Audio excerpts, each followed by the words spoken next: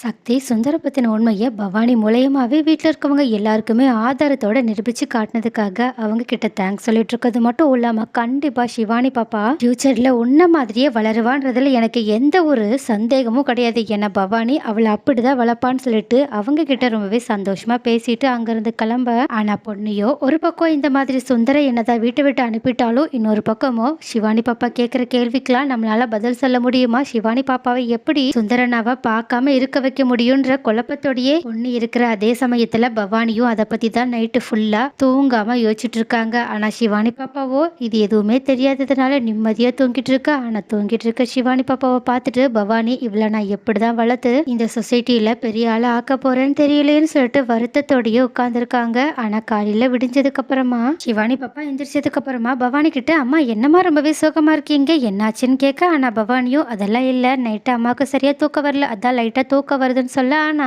சிவானி பாப்பாவா அம்மா ஏமா இப்படி சொல்லிட்டு இருக்கீங்க, எனக்கு இன்னைக்கு வர ஸ்கூலுக்கு கொஞ்சம் சீக்கிரமா போகணும், டீச்சர் என்ன சீக்கிரமா வர சொல்லிருக்காங்க தெரியுமா, வாங்க சீக்கிரமா வந்து என்ன ரெடி பண்ணி விடுங்கன்னு சொல்லி சொல்ல. ஆனா பவானியோ பொன்னியாத்தைய போய் ரெடி பண்ணி விட சொல்லு, இன்னைக்கு எனக்கு கொஞ்சம் ரெஸ்ட் வேணும்னு சொல்ல. ஆனா சிவானி பாப்பா இதை கேட்டுட்டு ரொம்பவே ஹாப்பியானது மட்டும் இல்லாம என்னம்மா சொல்றீங்க, நான் அப்பனா பொன்னியத்தைய போய் பார்க்க போகலாமா, நான் அங்க போனா நீங்க என்ன திட்ட மாட்டீங்கல்ல, இதுக்கப்புறமா பொன்னியத்தையே என்ன ரெடி பண்ணி விட்டாலும் உங்களுக்கு ஓகேவா அப்படின்னு கேள்வி மேல கேள்வியா கேட்டுட்டு இருக்க. உடனே பவானியும் ஆமா இதுக்கப்புறமா நீ பொன்னியத்தை கூட எப்ப வேணாலும் போகலாம் இருக்கலாம், எவ்வளவு நேரம் வேணாலும் அவங்க கூட விளையாடலாம், நான் எதுவுமே சொல்ல மாட்டேன். ஏன் இதுக்கப்புறமா பொன்னியத்தையே உன்னை ஸ்கூலுக்கு போறதுக்காக ரெடி பண்ணட்டும் ஓகேவா, போ இப்பவே போ, பொன்னியத்தை உனக்காக கண்டிப்பா வெயிட் பண்ணிட்டு இருப்பாங்கன்னு சொல்லி சொல்ல. உடனே இதனால இன்னுமே சந்தோஷம் அடைஞ்ச சிவானி பாப்பாவும் ரொம்பவே ஹாப்பியா பொன்னிய பாக்குறதுக்காக அவங்களோட குடிசைக்கு ஓடிட்டு இருக்கா. அப்ப கரெக்டா குறுக்க வந்த பிரீத்தி வெண்ணிலாவோ சிவானி இவ்வளவு சந்தோஷமா இருக்கதை பார்த்துட்டு என்ன சிவானி என்னாச்சுன்னு கேட்க. உடனே சிவானி பாப்பாவும் அவங்க அம்மா பவானி சொன்ன விஷயம் எல்லாத்தையுமே அவங்க கிட்ட சொல்லிட்டு ஹாப்பியா பொண்ணைய பாக்குறதுக்காக போக. உடனே இதனால கடுப்பான வெண்ணிலாவும் பிரீத்தி கிட்ட நான் தான் உங்ககிட்ட அப்பவே சொன்னல பவானி அக்கா பாரு இப்ப முழுசா பொண்ணியை ஏத்துக்கிட்டாங்க, அதுக்கும் மேல சிவானி பாப்பாவையும் அவ கூட இருக்க விட்டுட்டாங்க, இதெல்லாம் நம்ம நடக்கவே விடக்கூடாதுன்னு சொல்லிட்டு உடனடியே அவங்க பவானியை பார்த்து பேசுறதுக்காக அவங்களோட ரூமுக்கு போனது மட்டும் இல்லாம பவானி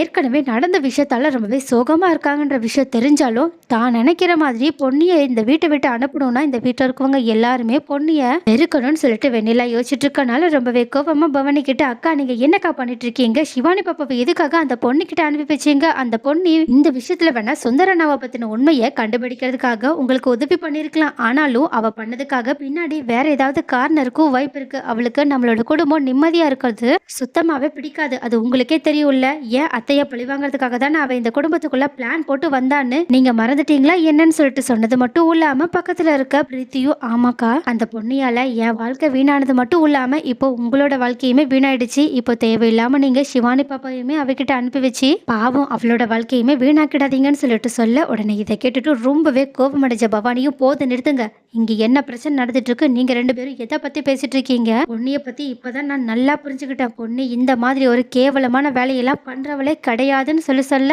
உடனே இந்த மாதிரி பவானி பொன்னிய இப்படி பேசுறதை கேட்டுட்டு வெண்ணிலா ஷாக்ல இருக்க. அதே மாதிரி பிரீத்தியும் என்ன பேசுறதுன்னு தெரியாம நின்றுட்டு இருக்காங்க. ஆனா பவானியோ இந்த மாதிரி இதுக்கு மேலேயே பொன்னிய பத்தி தப்பு தப்பா பேசாதீங்க, அதுக்கும் மேல பிரீத்தி இப்போ எனக்கு உன் மேலதான் அதிகமா சந்தேகம் இருக்கு, பொன்னி எனக்காகவே இந்த அளவுக்கு ஒரு விஷயத்த இறங்கி பண்ணிருக்கானா கண்டிப்பா அவ என்னோட தம்பியோட வாழ்க்கையுமே கெடுக்கிற மாதிரி எதையுமே பண்ணிருக்க வாய்ப்பே கிடையாது, ஏன் உன்னோட பணத்தாசையால தானே நீ என் தம்பிய அம்போன்னு தனியா விட்டுட்டு போன, ஏன் உன்னோட காதல் தான் உனக்கு முக்கியம்னு தெரிஞ்சிருந்தா நீ கண்டிப்பா அன்னைக்கு அந்த மாதிரி ஒரு வேலையை பார்த்திருக்க மாட்டேன்னு சொல்லி சொன்னது மட்டும் இல்லாம எனக்கு தெரிஞ்சு சக்தியோட லைஃப்ல நீ வராம இருந்ததே ரொம்ப பெரிய நல்ல விஷயம்னு நினைக்கிறேன்னு சொல்லிட்டு சொன்னது மட்டும் இல்லாம இதுக்கு மேலேயும் பொன்னிய பத்தி ஏதாவது என்கிட்ட வந்து பேசுனீங்க அப்புறம் நடக்கிறதே வேற, என் பொண்ணை யார்கிட்ட கொடுத்து வளர்க்கணும்னு எனக்கு நல்லாவே தெரியும், பொன்னி மாதிரி என் பொண்ணு வந்தா அது எனக்கு ரொம்பவே சந்தோஷம் தான் சொல்லி பேசிட்டு இருக்கு. அப்ப கரெக்டா அங்க ஜெயாவுமே பவானியை பார்க்கறதுக்காக வந்தது மட்டும் இல்லாம அவங்க இந்த மாதிரி பொன்னிய பத்தி பேசினது எல்லாத்தையுமே கேட்டுட்டு ரொம்பவே கோவப்பட ஆரம்பிக்கிறாங்க. அதுக்கும் மேல